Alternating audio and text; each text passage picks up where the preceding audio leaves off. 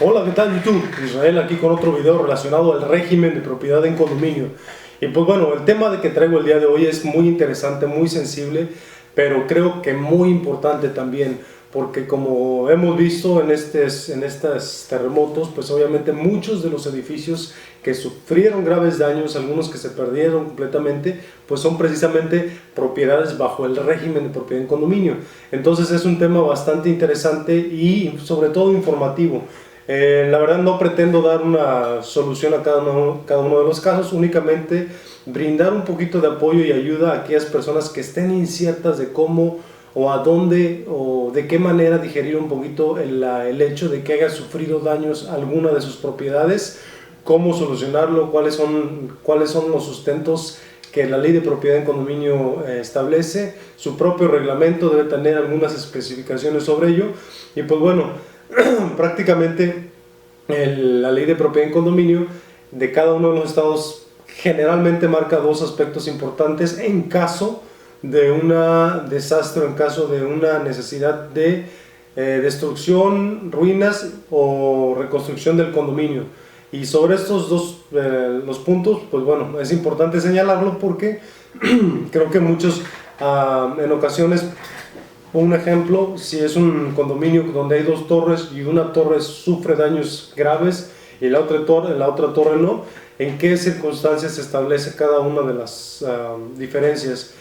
O por ejemplo, si sufren daños áreas comunes y algunos departamentos privativos, pero no todos, algunas propiedades verticales o las horizontales no.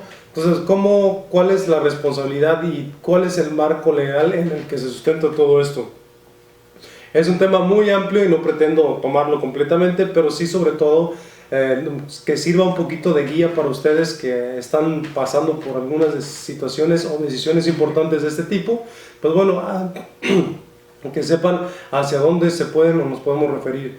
En especial la ley de propiedad de condominio para el estado de Guerrero, que fue uno de los más afectados. El artículo 82 de la ley de propiedad de condominio habla respecto a esto y prácticamente habla de dos aspectos: la reconstrucción de las áreas comunes o su venta, o la extinción total del régimen de propiedad en condominio. Entonces hay un juego ahí interesante entre las posibilidades que tiene el condominio de llevar a cabo sobre la reconstrucción del régimen de la propiedad o extinción completa del régimen de propiedad en condominio. Ahora, el primero es la extinción del régimen de propiedad en condominio, el que voy a tomar. ¿Y qué se hace, por ejemplo, cuando hay ruinas completas en una propiedad? Pues prácticamente es la obligación de cada uno de los condóminos aportar la parte proporcional para reconstruir la completa parte del condominio en relación al valor indiviso. Esto quiere decir que para poder volver a construir esa propiedad tal y como estaba, pues obviamente el costo total será distribuido a manera indivisa entre los propietarios. Y pues eso es una decisión bastante viable, pero también la otra opción es, si es un terreno, un predio donde la mayoría de los condominios no consensan en construir el condominio, volver a rehacer el condominio, bueno, también una alternativa es la venta del terreno.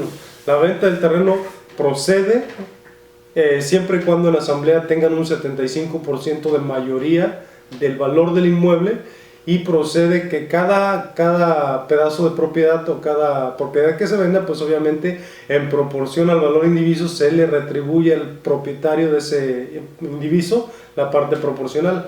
Entonces este sería un caso.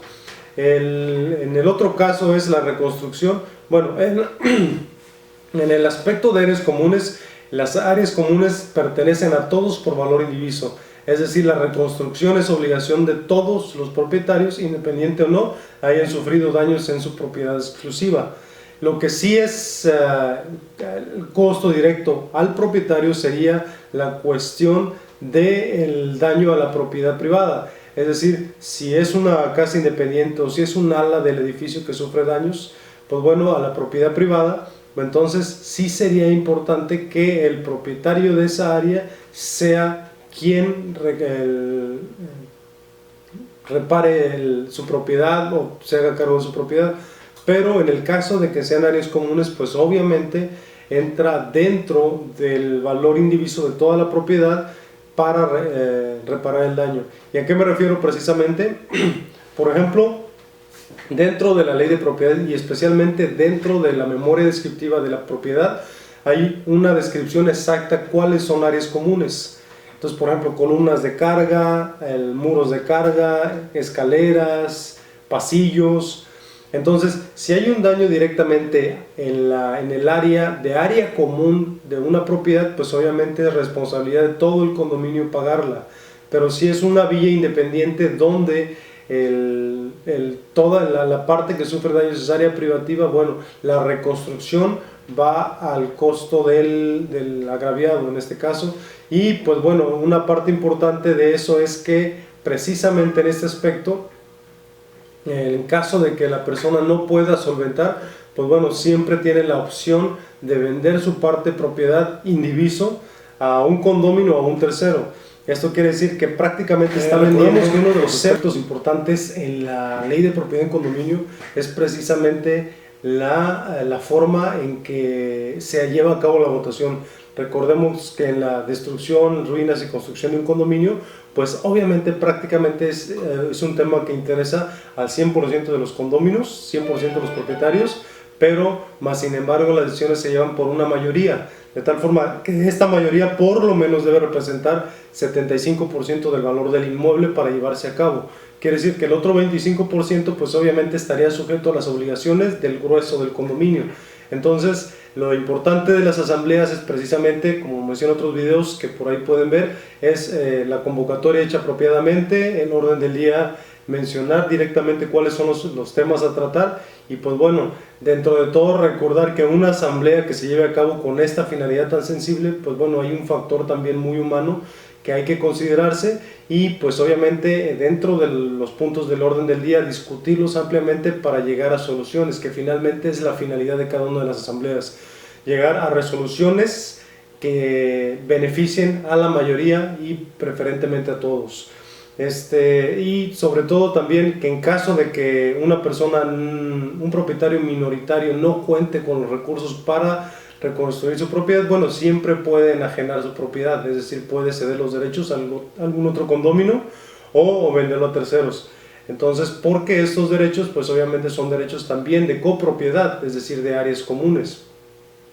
De tal manera que, pues bueno, son los artículos 82, 83 y 84 de la ley de propiedad en condominio que son muy sencillos de interpretar, obviamente llevan una connotación bastante amplia atrás de eso, más a pesar de ello puede servir como una luz o una guía para empezar a abordar el tema de cómo reconstruir el condominio, cuáles son los gastos relacionados, cuáles son los caminos o las maneras accesibles para llegarlo a hacer y sobre todo la forma de organizarnos para que precisamente el daño económico material pues no resulte en un daño mayor patrimonial por el hecho de que no podamos concretar o ponernos de acuerdo en tomar este tipo de decisiones tan sensibles.